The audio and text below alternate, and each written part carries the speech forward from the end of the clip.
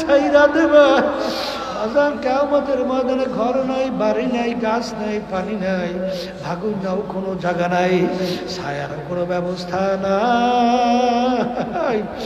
আরে সূর্যের তাপে নাফরমানদের তালুটা টাস টাস করে ফাইটা মগজগুলো ভাতের মতো টকবক টকবক করে উত্তাইয়া বাইয়া বাইয়া পড়তে থাকবে।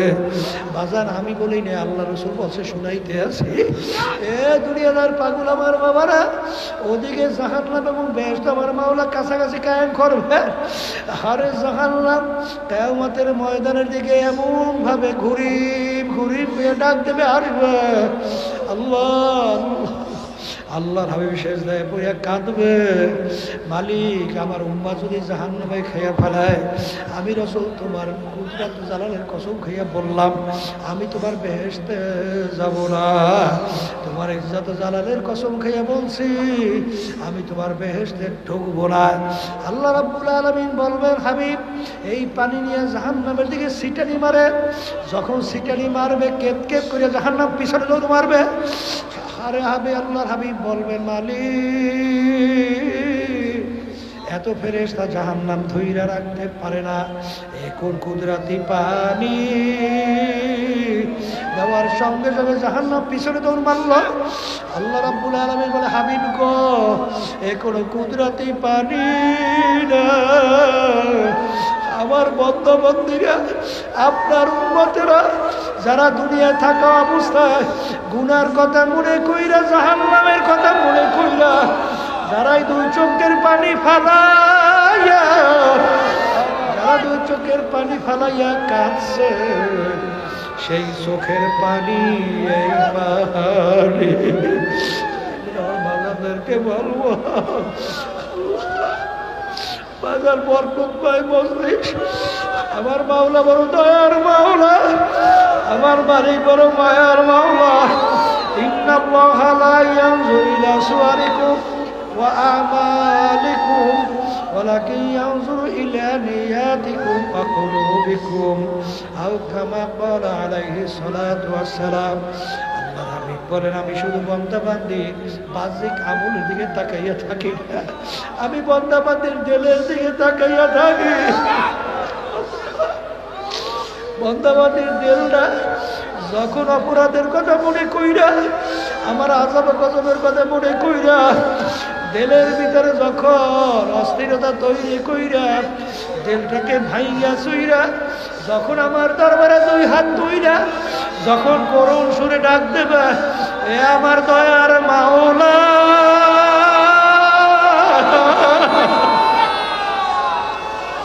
এ আমার দয়ার মালিক, নাফরমান তোমার দরবারে হাজির, আমার মালিকের দরবারে ডাক দিতে দেরি, আমার মালিক তোমার আমার ডাকে সাড়া দিতে দেরি করবে।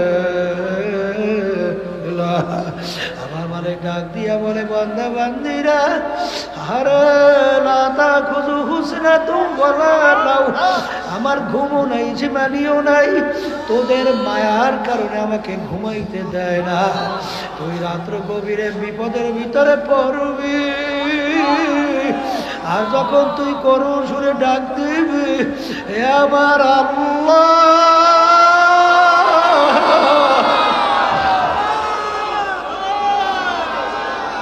আমার দয়ার মালিক, নাফরমান তোমার দরবারে হাজির। এই বান্দাবাদী যদি ওই সময় আমি ঘুমাইয়া থাকি, তোর ডাকে কে সাড়া দিবে? আমি তোর সব সময় তৈরি আছি, তুই আমাকে ডাকবি, তোর ডাকে আমি সাড়া দিয়ে আমার কুদরতে কোলে জায়গা দেব। আমার বাজানদেরকে ভালো পর্দায় মা বোন যারা শুনতেছে, বাজান আমার মালিকের রহমতের নজরতেই মজলিসে আছে। আমার মালিক যখন নিয়ে আসে, দিলটাকে ভাইয়া গুনার কথা মনে কইরা মাওলার দরবারে মাপ চাওয়ার মতো চাও, যদি চাইতে পারো, আমার মালিক তোমাকে আমাকে মাহরুম করবেন না, শয়তানের হাতে সফরদ করবে না। আমার মালিক তোমাকে আমাকে গুনাহ মাফ কইরা গুনাহকে নেকের দ্বারা পরিবর্তন করবে। আমার বাজানদেরকে বলো, পর্দারে মাহমুদদেরকে বলবো, বাজান মাহফিলে মালিক নিয়ে আসছেন, সবার কিন্তু মন চায় গুনাহ থেকে ফেরবে, নেকের কাজ করবে। চোখে পানি নিয়ে কলম নরম কইরা কবরে যাবে, কিন্তু বাজার শয়তান এবং নাফস আম্মারা তোমার আমার পিছনে সব সময় লাগা। বাজান তোমাকে আমাকে গুনার ভিতরে উদ্বুদ্ধ কইরা জড়াইয়া জাহান্নামের দিকে নিয়ে রওনা করছে। বাজানদেরকে বলো, এই জন্যই আমাদের আল্লাহ রাব্বুল আলামিন বলেছেন, ওয়া কুনু মা'আস সাদিকিন, তোমরা সাদিকিন বান্দাদের সঙ্গী হও। এই জন্য আমার বাজানদেরকে বলবো, চরমনার তরিকা যাদের ভালো লাগে তরিকার সাথে জড়াইয়া ঔষধ পালন করে দেখবেন দিনের দিন দিল নাকে ঝুঁকবে, গুনার থেকে ফিরবে, চোখে পানি আসবে, আল্লাহর ফজলে মাওলার মোহাম্মদ কলবে জমবে। আর বাজার চরমনার তরিকা ভালো না লাগলে যে কোনো এক সহি তরিকায় যাও, কারণ বাজার যার মুরব্বি নাই তার মুরব্বি হয় শয়তান। জন্য কেউ একা থাইকো না বাজান, যে কোনো এক খাস আল্লাহর বান্দাদের কাছে যাও, যাইয়া পরামর্শ অনুযায়ী চলো, কারণ তোমার কবরে আমি, তুমি যাবা, আমার কবরে আমি যাব। একবার যদি দুনিয়ার থেকে বিদায় নিয়ে কবরে ঠগো, আর দ্বিতীয়বার দুনিয়াতে আইসা বিল কইরা জিতবার কিন্তু আর আশা নাই।